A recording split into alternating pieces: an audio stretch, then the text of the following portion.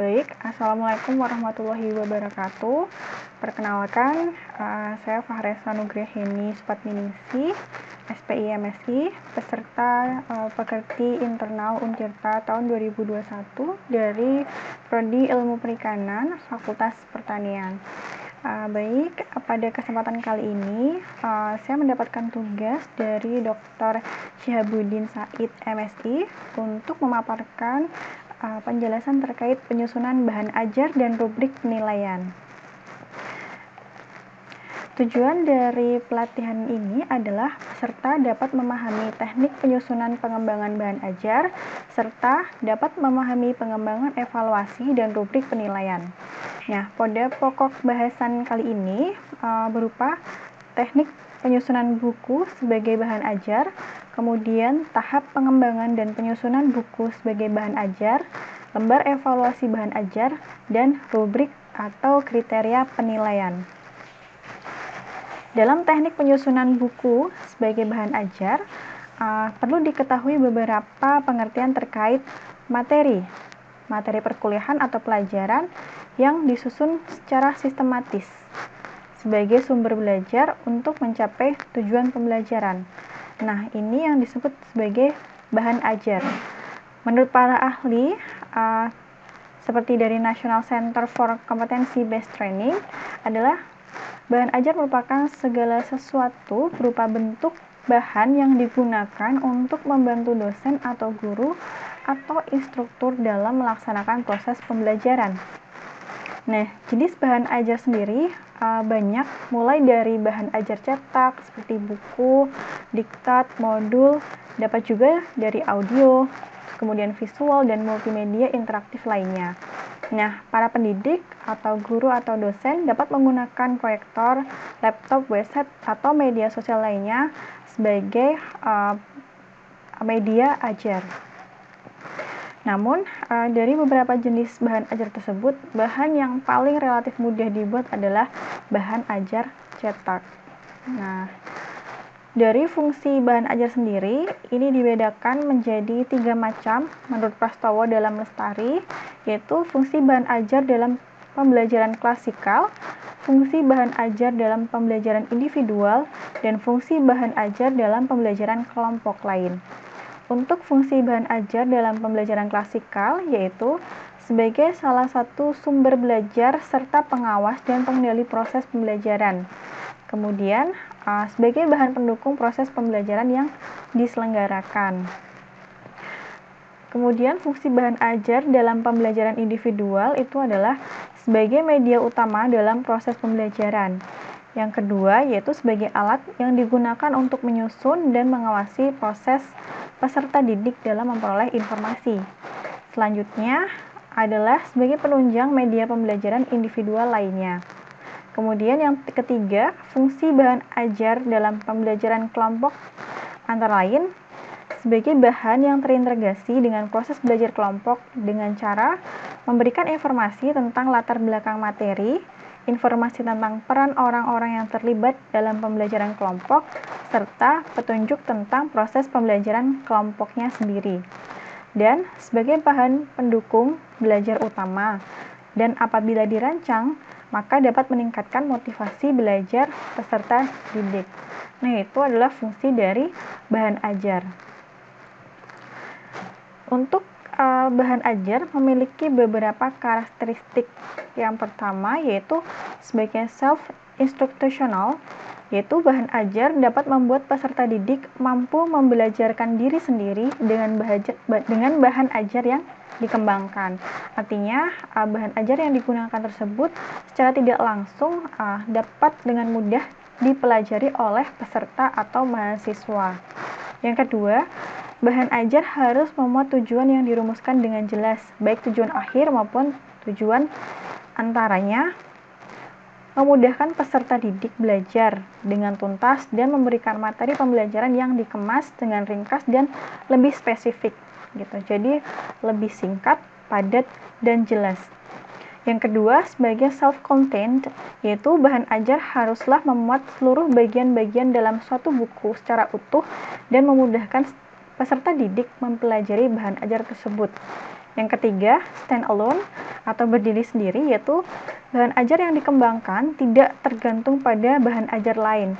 Artinya, dalam pemaparan bahan ajar tersebut, itu sudah mencakup keseluruhan inti materi dan output yang disampaikan tersebut sudah tercapai.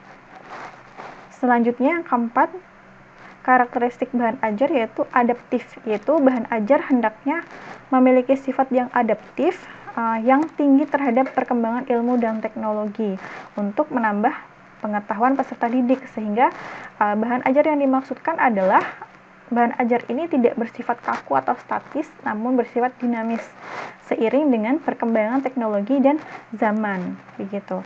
Selanjutnya, bahan ajar tersebut harus user friendly atau bahan ajar selayaknya hadir untuk memudahkan peserta didik untuk mendapatkan informasi dengan sejelas-jelasnya. Jenis-jenis bahan ajar sendiri berdasarkan pengelompokan bahan ajar yang dilakukan oleh ahli, salah satu oleh Henich tahun 1996, mengelompokkan 5 jenis bahan ajar berdasarkan cara kerjanya, yaitu bahan ajar yang tidak diproyeksikan seperti foto, diagram display, atau model. Kemudian bahan ajar yang diproyeksikan seperti slide, film strips, overhead transparency, dan proyeksi komputer. Kemudian bahan ajar berupa audio, kemudian video, atau bahan ajar komputer seperti computer mediated instruction dan computer based multimedia atau hypermedia. Kemudian menurut Ellington dan Reis, ia mengelompokkan bahan ajar menjadi 7 jenis, yaitu bahan ajar cetak dan duplikatnya seperti handout atau lembar kerja peserta atau lembar kerja praktikum gitu. Kemudian ada juga bahan ajar display yang tidak diproyeksikan, misalnya flip chart, poster, model, dan foto. Kemudian ada juga bahan ajar display diam yang diproyeksikan seperti slide, film strip, dan sebagainya. Kemudian juga ada audio seperti audio disc, audio tape, dan siaran radio. Kemudian ada bahan ajar audio yang dihubungkan dengan bahan visual seperti program slide suara, program film strip bersuara, atau tape model. Kemudian ada juga bahan ajar video seperti siaran televisi atau rekaman video tape, serta bahan ajar komputer seperti Computer Assisted Instruction dan Computer Based Tutorial atau CBT. Ada juga menurut Rowntree, yaitu bahan ajar dikelompokkan menjadi 4, bahan ajar berbasis cetak, bahan ajar yang berbasis teknologi. Kalau teknologi itu berbasis seperti siaran radio, film, kemudian video interaktif, gitu, CBT, gitu. Jadi bahan ajar yang terkini berdasarkan teknologi. Kemudian bahan ajar yang digunakan untuk praktik atau proyek seperti kit science, lembar observasi, lembar wawancara, lembar kerja, dan sebagainya. Serta ada bahan ajar yang dibutuhkan untuk keperluan interaksi manusia seperti video conference. Nah, contohnya seperti itu. Kemudian berdasarkan berbagai sudut pandang, dapat dibagi menjadi 2 kelompok besar, yaitu jenis bahan ajar cetak dan non-cetak. Nah, ini jenis pengelompokan yang paling umum dan paling mudah kita gunakan. Jelas jika jenis bahan ajar cetak tersebut berupa buku, modul, handout, atau lembar kerja. Sementara untuk bahan ajar non-cetak saat ini sudah banyak dikembangkan, seperti video, audio visual, gitu. Nah, untuk buku sendiri, buku tersebut berisi ilmu pengetahuan hasil analisis terhadap kurikulum. Nah, buku ini dapat digunakan sebagai bahan ajar jika disusun menggunakan bahasa yang sederhana, menarik, dilengkapi dengan gambar, kemudian keterangan, isi buku, dan daftar pustaka. Sehingga buku ini sangat mudah membantu dosen atau guru dan peserta didik dalam mendalami mata pelajaran atau mata kuliah masing-masing keilmuan. Nah, secara umum, buku dibedakan menjadi 4 jenis. Buku sumber atau buku yang dikenal sebagai buku rujukan atau acuan atau referensi. Kemudian ada buku bacaan, yaitu buku yang fungsinya untuk bahan bacaan seperti cerita, legenda, novel, dan sebagainya. Kemudian ada buku pegangan, biasanya dijadikan sebagai pegangan dosen atau pengajar dalam proses pengajaran. Kemudian yang keempat, ada jenis buku ajar atau buku teks, yaitu buku yang disusun untuk proses pembelajaran yang berisi bahan-bahan atau materi pembelajaran yang akan diajarkan. Nah, biasanya buku ajar ini dan buku sumber ini biasanya banyak digunakan oleh para dosen, begitu, dalam mengajar maupun dalam penyusunan penelitian ataupun pengabdian. Nah, untuk handout sendiri merupakan bahan tertulis yang disiapkan untuk memperkaya pengetahuan peserta didik. Nah, kemudian ada juga modul, yaitu bahan ajar yang ditulis dengan tujuan agar peserta didik dapat belajar secara mandiri tanpa bimbingan, sehingga dalam modul tersebut sudah terdapat petunjuk mengenai ringkasan materi, mengenai latihan soal, serta biasanya dilengkapi dengan kunci jawaban. Kemudian ada juga lembar kerja peserta didik atau LKS. Ini biasanya di sekolah-sekolah biasanya sudah terstruktur, memuat beberapa materi dan ringkasan materi serta ada tugas, sehingga peserta dapat belajar secara mandiri. Dalam teknik penyusunan bahan ajar cetak sendiri, perlu dipenuhi beberapa ketentuan dalam teknik penyusunannya, antara lain judul atau materi yang disajikan harus memuat kompetensi dasar atau materi pokok yang dicapai. Kemudian menyusun bahan ajar tersebut setidaknya ada 6 hal yang perlu dipahami, yaitu susunan tampilan bahan ajar itu jelas dan menarik. Nah, kemudian pada aspek susunannya, bahan ajar cetak sebaiknya disusun dengan urutan yang mudah, judul yang singkat, padat, kemudian dilengkapi dengan daftar isi, kemudian ada rangkuman, kemudian dilengkapi dengan tugas untuk pembaca, kemudian menggunakan bahasa yang mudah, kemudian dilengkapi dengan beberapa rangkuman dan tugas atau latihan untuk mampu menguji pemahaman mahasiswa atau peserta didik. Kemudian adanya stimulan seperti menarik untuk dilihat, seperti contohnya adalah tulisan-tulisan yang menarik untuk menguji stimulus atau memicu stimulus mahasiswa untuk berpikir, mencari kunci jawaban atau bersedia untuk membaca rangkuman atau isi materi lebih mendalam lagi. Kemudian nyaman untuk dibaca dan sajiannya terstruktur. Kemudian materi tersebut menyangkut pemilihan beberapa teks dan kajian atau lembar kerja. Nah, dalam pengembangan bahan ajar perlu dilakukan untuk membangun situasi pembelajaran secara dinamis dalam tercapainya tujuan pembelajaran. Nah, pada saat pembelajaran yang harus dilakukan seorang tenaga pendidik seperti guru atau dosen yang profesional itu harus memahami beberapa hal. Pertama, terkait pemilihan bahan atau pembelajaran tersebut haruslah yang jelas, kemudian media pembelajaran yang menarik, dan mampu dilihat skala penilaian evaluasinya. Nah, dalam pengelolaan kelas pun juga antara interaksi dengan pembelajaran baik dari mahasiswa dan dosen tersebut harus umpan balik sehingga menciptakan suasana akademik yang nyaman. Kemudian karakteristik isi pembelajaran tersebut yang disampaikan itu harusnya mudah dan dilengkapi beberapa strategi-strategi pembelajaran agar memudahkan mahasiswa memahami. Tujuan pengembangan bahan ajar sendiri adalah agar bahan ajar tersebut sesuai dengan tuntutan kurikulum. Kemudian bahan ajar tersebut juga harus mempertimbangkan kebutuhan peserta didik seiring dengan perkembangan zaman dan teknologi.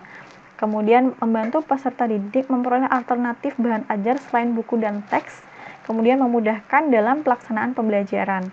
Nah, oleh karena itu perlu dilakukannya pengembangan bahan ajar karena bahan ajar sendiri tersebut tidak bersifat statis atau selalu dinamis mengikuti perkembangan zaman dan teknologi serta peminatan dari pasar. Nah, ini adalah salah satu saran, yaitu bahan ajar yang didesain itu haruslah lengkap dan memuat isi ilustrasi yang menarik dan menstimulus peserta didik untuk memanfaatkan bahan ajar sebagai sumber belajar. Kemudian bahan ajar tersebut dapat digunakan secara mandiri oleh pembelajar atau mahasiswa agar dapat melakukan pembelajaran secara mandiri Kemudian, bahan ajar juga harus dilengkapi dengan tujuan pembelajaran atau kompetensi yang akan dicapai. Nah, dalam prinsip pengembangan bahan ajar ini ada 3 prinsip, yaitu relevansi, konsistensi, dan adekuasi. Relevansi atau kesesuaian adalah bahan ajar tersebut relevan terhadap capaian pembelajaran gitu. Yang kedua, konsisten adalah bahan ajar tersebut dengan capaian pembelajaran tersebut harus dalam satu garis benang merah. Jadi harus dikuasai mahasiswa. Misalnya adalah capaian pembelajaran yang harus dikuasai mahasiswa 4 macam, maka bahan ajar yang harus diajarkan tersebut juga 4 macam begitu. Yang ketiga adalah adekuasi atau kecukupan, yaitu bahan ajar tersebut cukup memadai dan dalam membantu mahasiswa menguasai capaian pembelajaran yang diajarkan, serta bahan ajar tidak boleh terlalu sedikit dan tidak boleh terlalu banyak, jadi cukup. Nah, dalam langkah-langkah pemilihan pengembangan bahan ajar yang perlu kita lakukan adalah pertama, mengidentifikasi capaian pembelajaran yang menjadi acuan atau rujukan pemilihan bahan ajar. Setelah acuan tersebut didapatkan, maka kita mengidentifikasi jenis-jenis materi bahan ajar apa saja yang mendukung dalam mencapai capaian pembelajaran yang diinginkan. Setelah mengidentifikasi mata kuliah atau materi bahan ajar apa saja, maka memilih bahan ajar yang relevan dengan capaian pembelajaran yang teridentifikasi. Selanjutnya, memilih sumber bahan ajar. Nah, cakupan isi bahan ajar sendiri meliputi pengetahuan, keterampilan, nilai, dan sikap. Dalam cakupan isi pengetahuan, dimaksudkan adalah bahan ajar tersebut memuat fakta, mudah dilihat, menyebutkan nama, jumlah, dan bagian-bagiannya itu jelas, kemudian terdapat definisi, identifikasi, klasifikasi, maupun prosedur-prosedur langkah pengerjaan suatu urutan prosedur ilmiah begitu. Kemudian cakupan isi bahan ajar terkait keterampilan adalah bahan ajar yang disajikan tersebut mampu mengembangkan ide bagi mahasiswa sehingga memperdalam keluasan mahasiswa dalam mencari bahan atau mencari materi sehingga tercapai capaian pembelajaran yang diinginkan. Kemudian bagaimana caranya dalam cakupan isi bahan tersebut? Meningkatkan keterampilan mahasiswa dalam menggunakan peralatan atau teknik kerja. Selanjutnya, untuk nilai dan sikap adalah dalam pembelajaran tersebut didapatkan berapa nilai-nilai non-akademik yang didapatkan, seperti kejujuran, kemudian nilai kebersamaan, kekompakan, semangat dan minat belajar, kemudian bersedia menerima pendapat orang lain, sehingga ini merupakan salah satu soft skill yang dapat menjadi nilai tambah mahasiswa ketika mendalami pembelajaran ilmu pengetahuan dan keterampilan gitu. Jadi tidak hanya belajar terkait pengetahuan dan keterampilan saja, tetapi mahasiswa juga dilatih untuk memperoleh nilai atau sikap soft skill yang akan mendukung dalam dunia kerjanya nanti. Nah, untuk ruang lingkup dalam bahan ajar tersebut itu meliputi keluasan dan kedalaman. Artinya bahan ajar tersebut menggambarkan berapa banyak materi atau isi yang dimasukkan ke dalam suatu pembelajaran. Nah, ini harus saling sinkron dengan kedalaman materi. Jadi dalam materi tersebut harus detail konsep-konsep yang harus dipelajari dan dikuasai oleh mahasiswa. Nah, ini tidak boleh terlepas antara keluasan dan kedalaman. Ini saling berkaitan. Urutan bahan ajar atau sequence yang pertama adalah melakukan pendekatan prosedural, yaitu menggambarkan langkah-langkah secara urut sesuai dengan langkah-langkah melaksanakan suatu tugas.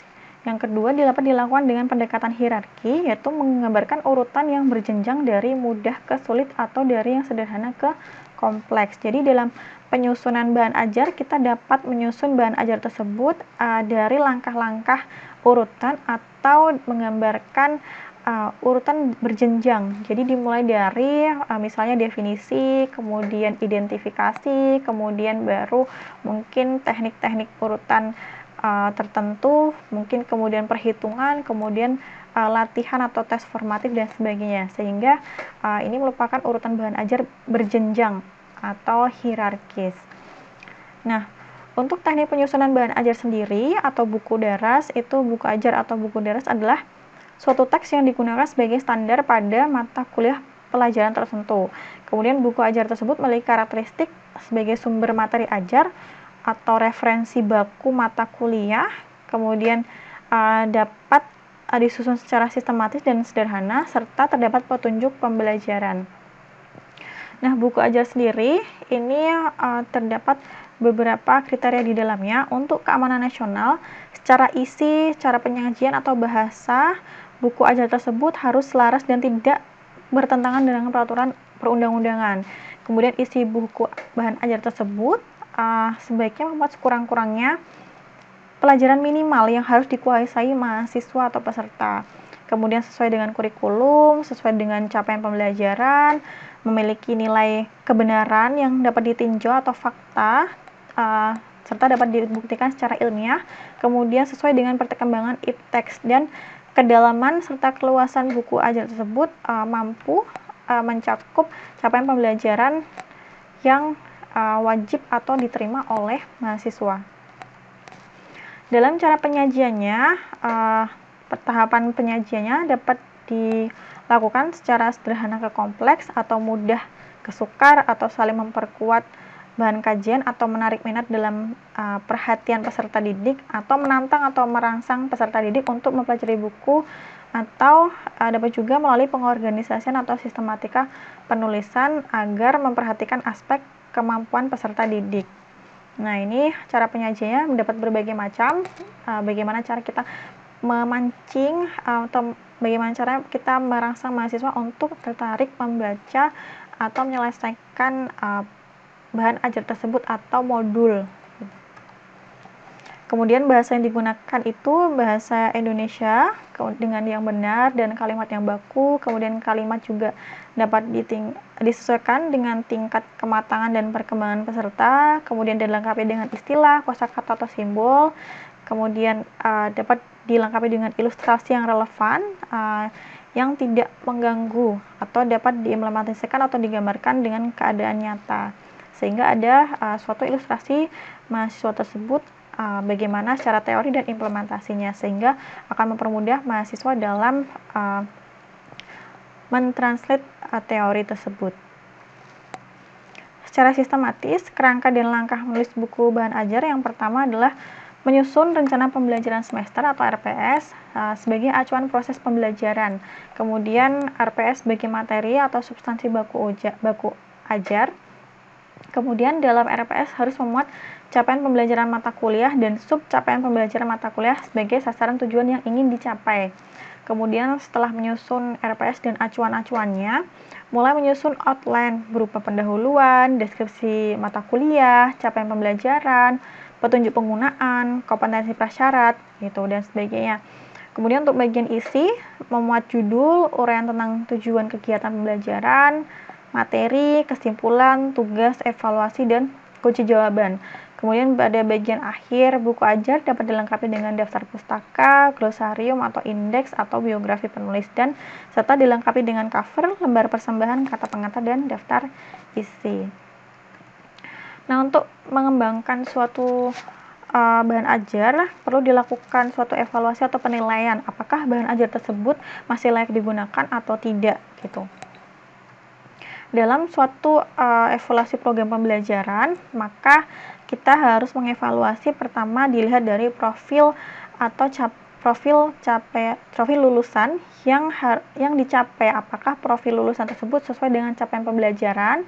Kemudian capaian pembelajaran tersebut, apakah mata kuliah yang diajarkan tersebut sesuai dalam mencapai capaian pembelajaran, serta bagaimana sub rangkaian mata kuliah terstruktur tersebut tersaji dalam suatu kurikulum, sehingga keluarlah suatu rancangan pembelajaran semester yang nantinya akan menjadi suatu output yang dimiliki oleh lulusan dari program studi masing-masing. Nah, ini harus dilakukan suatu evaluasi dalam program pembelajaran, baik dalam proses pembelajarannya, baik dari dosen atau sumber belajarnya atau mahasiswanya, serta lingkungan sarana dan prasarana. Ini harus dievaluasi apakah dari pelaksanaan proses pembelajaran tersebut itu sesuai atau belum dengan lulusan yang kita miliki, apakah sudah sesuai dengan capaian pembelajaran lulusannya atau belum. Nah, ini salah satu desain pembelajaran berupa penilaian terhadap bahan ajar, sehingga kita dapat memperbaiki di titik mana suatu bahan ajar tersebut perlu diperbaiki atau ditingkatkan atau sudah cukup bagus.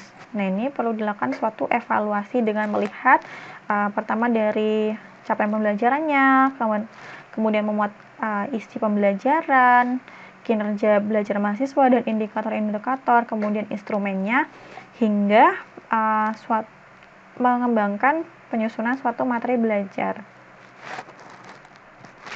Kemudian beberapa aspek penting yang dinilai dari bahan ajar adalah seperti materi, penyajian materi, keterbacaan teks wacana, dan kebahasaan.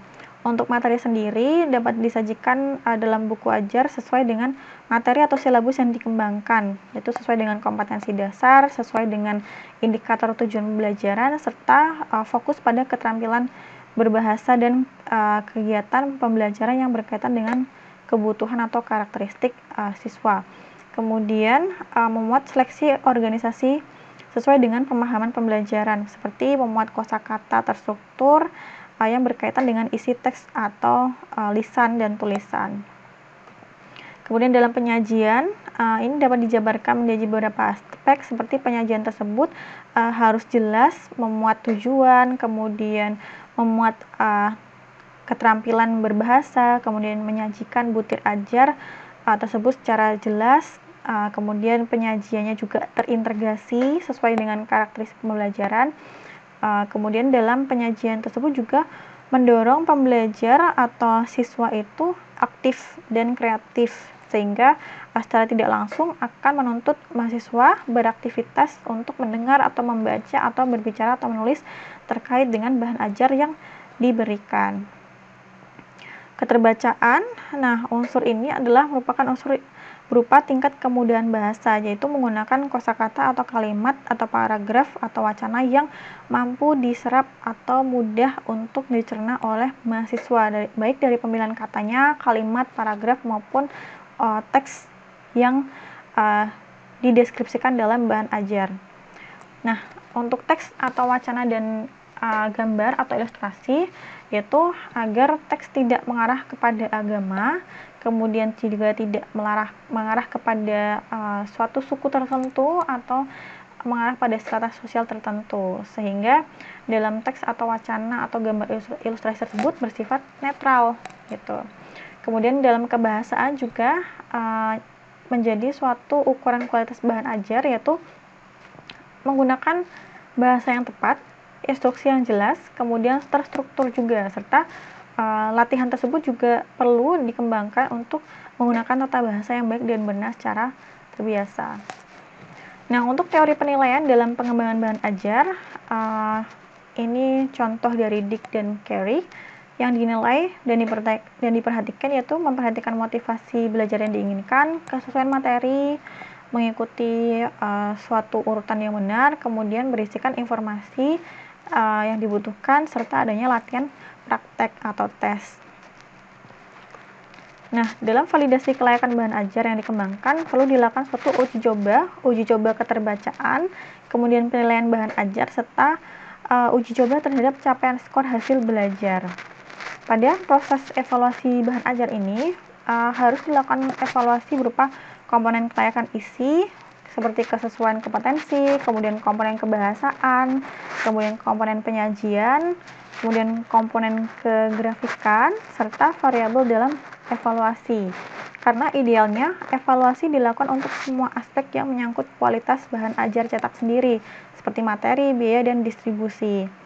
Dan ada kalanya tidak dapat dilakukan evaluasi yang lengkap karena adanya kebutuhan atau kendala lain.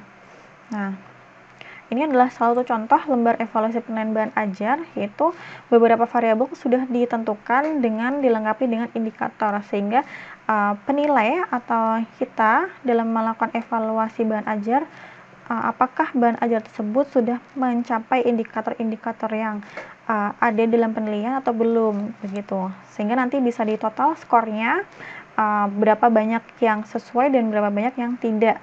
Dan dari yang tidak, apakah akan dilakukan perbaikan atau pengembangan atau penghapusan atau penggantian indikator. Nah, dari tabel di atas, itu dapat digunakan untuk analisis penilaian terhadap bahan ajar.